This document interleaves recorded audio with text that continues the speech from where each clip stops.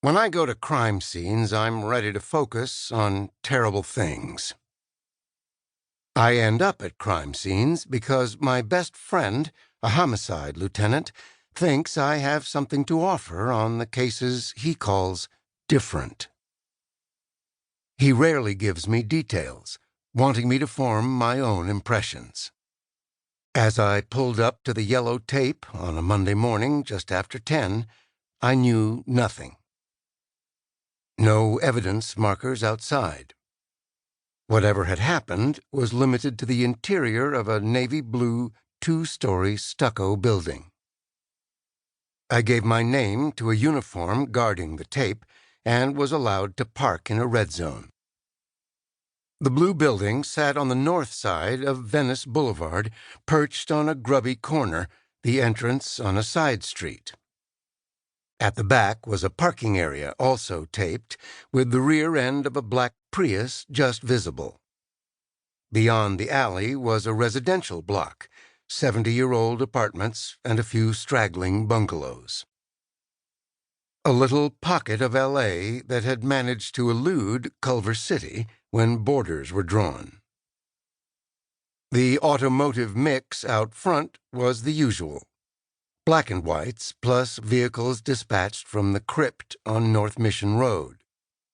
2 vans for transporting techs and their gear, meaning lots of scraping and sampling. 1 for transporting bodies. A Chevy Volt sedan used by coroner's assistants as they traveled around the country ministering to dead people. No signage on the blue building.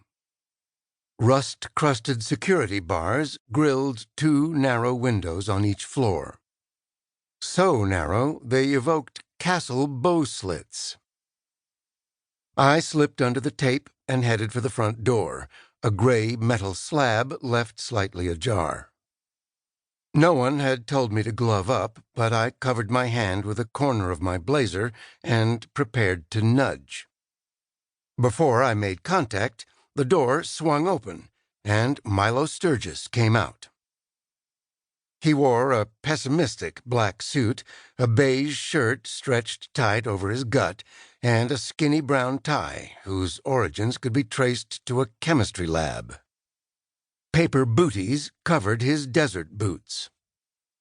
He had gloved up, and latex glistened as it strained over hands the size of strip steaks. His black hair alternated between gelled obedience and random flight. His face was chalky in the sunlight, UV rays advertising pits and lumps that harked back to teenage acne. Nothing to interpret. His default pallor. Startling green eyes remained calm, but his mouth was set in a sour frown. Annoyed. "Thanks for coming," he said. "Ready to put on your therapist hat?" "For who?" "Come on, I'll show you." The door opened to a blank white wall. To the right was an alarm keypad. Less wall than knock-up partition. Pebbled, whitewashed fiberboard. No ability to mute sound. Lots of sound from behind the wall. Moans and gasps and sobs. Then a moment of breath-catching quiet, during which a woman said, "Try to relax," with no great sincerity. More sobbing.